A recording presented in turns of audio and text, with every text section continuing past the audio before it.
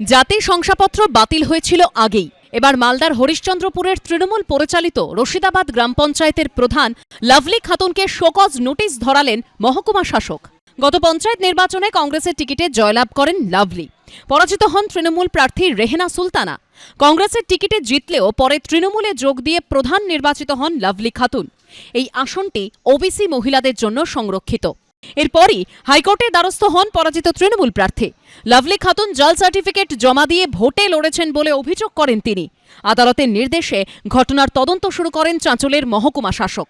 তদন্তে সার্টিফিকেট জাল বলে প্রমাণিত হয়। এরপরই পঞ্চায়েত প্রধানের ওবিসি শংসাপত্র বাতিল করে দেয় প্রশাসন।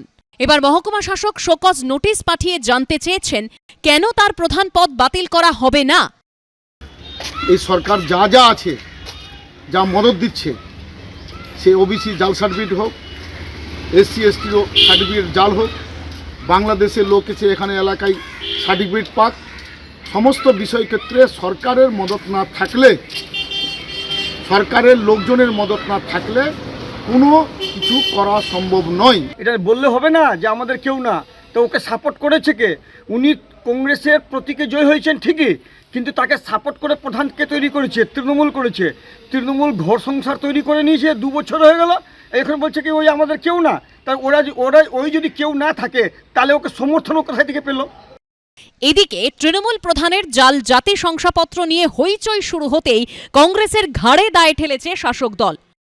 এই lovely Khatun elected from the Indian national Congress party, তো তিনি যদি কোনো তথ্য সাপ্রেস করে তিনি টিকিট নিয়ে জিতে পদে বসেন, এটা তিনি নিজে অন্যায় করেছেন এবং অ্যাকর্ডিং টু ল তাহলে সি উইল বি পেনালাইজ। আগে থেকেই আটাক ছিল তৃণমূল দলের সঙ্গে, আগে থেকে আটাক করে এগুলো প্রি প্ল্যান তৈরি করেছিল এরা, যে সার্টিফিকেটটা বের করে যে কংগ্রেস থেকে জেতার সম্ভাবনা ছিল বলে কংগ্রেস থেকে টিকিট দেওয়া হয়েছিল এবং কংগ্রেস থেকে জিতে সে তৃণমূলে যাবে এদের আগে থেকে প্রি প্ল্যান করা ছিল এবং সে তৃণমূলে গিয়ে তৃণমূলের নেতারা এর সার্টিফিকেট তৈরি করার জন্য যথেষ্ট সহযোগিতা করেছে।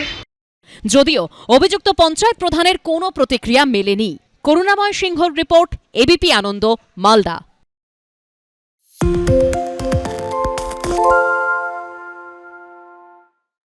সত্য অন্তহীন, সত্যের খোঁজও তাই, সত্য সন্ধানে তাই আমরা অক্লান্ত, অকুতভয়। এবিপি আনন্দ নতুন ভাবনার প্রতীক, যা মনে মুক্ত, তথ্যে যুক্ত এবং যাবতীয় সীমানার বাঁধন থেকে মুক্ত।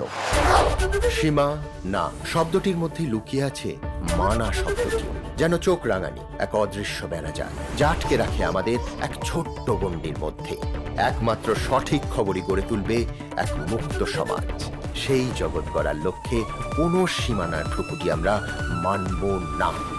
এবিপি আনন্দ এগিয়ে থাকে, এগিয়ে রাখে।